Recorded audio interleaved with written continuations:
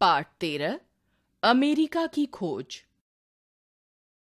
पाठ से पूर्व कोलंबस की यह खोज यात्रा हमें सिखाती है कि यदि हम में साहस और दृढ़ इच्छा शक्ति है तो कोई भी कार्य असंभव नहीं है। अमेरिका आज सबसे धनी और प्रसिद्ध देश है। आज से लगभग 500 वर्ष पहले यह देश अनजाना था। इस देश की खोज करने वाले व्यक्ति का नाम था क्रिस्टोफर कोलंबस।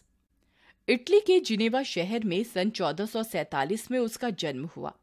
उसके पिता एक साधारण जुलाहे थे। उसके पिता चाहते थे कि उनका बेटा भी कपड़ा बुनने का काम सीख ले, परंतु कोलंबस की आंखें तो नाविक बनने का स्वप्न बुन रही थीं। वह दुनिया के नए नए भूखंडों का पता लगाना चाहता था। उन दिनों यूरोप के नाविकों में भारत जाने का समुद्री मार्ग खोजने की होड़ लगी हुई थी। कोलंबस घंटों समुद्री मल्लाहों से बातें किया करता था। उनकी साहसपूर्ण यात्राओं की कहानियां बहुत रुचिपूर्वक सुनता था। भारत उन दिनों सबसे धनी देश था। उसे सोने की चिड़िया कहा जाता था। कोलंबस ने निश्चय किया कि भारत जाने का समुद्री मार्ग खोज कर ही रहेगा। कोलंबस ने तो निश्चय कर लिया, परंतु यात्रा लंबी और जोखिम भरी थी। लंबी यात्रा से पहले उसने छोटी छोटी यात्राएं करना ठीक समझा। उसने इंग्लैंड और आइसलैंड की यात्रा की। इस यात्रा में समुद्री लुटेरों ने उस पर आक्रमण कर दिया। कोलंबस ने बहुत साहस से उनका मुकाबला किया। इस संघर्ष में उसका जहाज डूब गया, लेकिन उसने हिम्मत नहीं हारी। एक बड़े तख्ते पर बैठकर तूफानी लहरों से जूझता हुआ वह पुर्तगाल पहुंच ही गया। पुर्तगाल पहुंचकर उसने एक धनी लड़की से विवाह किया। उसे लगा कि अब वह भारत जाने का सपना साकार कर लेगा। अब वह जुलाहे का पुत्र नहीं, एक धनी व्यक्ति का दामाद था। उसने पुर्तगाल के सम्राट से मदद मांगी। अपने दरबारियों के कहने में आकर सम्राट ने उसकी सहायता करने से मना कर दिया। कोलंबस निराश होकर स्पेन के सम्राट और सम्राज्ञी से मिला। स्पेन की सम्राज्ञी इसाबेला को कोलंबस की योजना बहुत पसंद आई।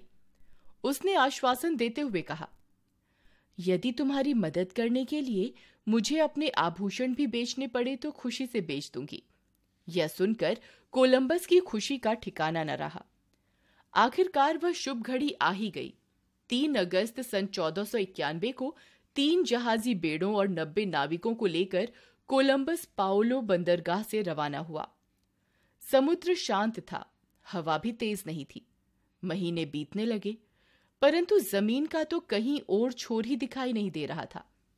अचानक हवाएं तेज होने लगीं। ऊंची ऊंची लहरों से उनका जहाज डांवाडोल होता तो नाविक चीखने चिल्लाने लगते। नाविकों का धीरज टूटने लगा। कोलंबस ने उन्हें समझाने की बहुत कोशिश की। कुछ नाविक विद्रोही हो गए। कोलंबस को मजबूरन उन्हें रस्सों और जंजीरों से बंधवाना पड़ा। इन सब बाधाओं से भी उसका हौसला नहीं टूटा।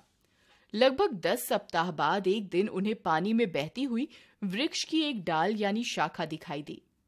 सभी खुशी से झूम उठे।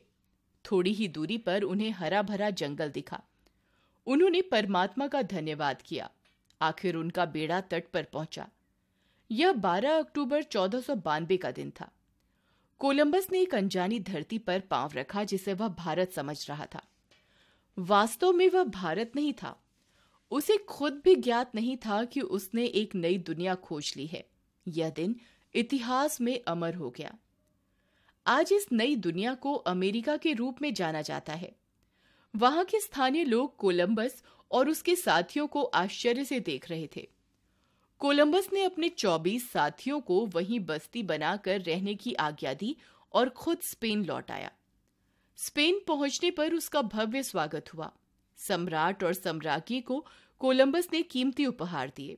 नए देश से अपने साथ लाए पशु पक्षी और वहां के 9 निवासी भी उसने सम्राट को दिए। इस महान यात्रा के बाद कोलंबस ने कुछ और भी समुद्री यात्राएं की। वह दक्षिणी और मध्य अमेरिका भी गया। बहुत अधिक यात्राएं करने से उसका स्वास्थ्य भी खराब रहने लगा। 1 वर्ष लगातार स्वास्थ्य खराब रहने के कारण उसकी मृत्यु हो गई। समुद्र की लहरों से खेलने वाला मृत्यु की लहरों में खो गया। आज भी कोलंबस को सारी दुनिया अमेरिका की खोज करने वाले के रूप में याद करती है।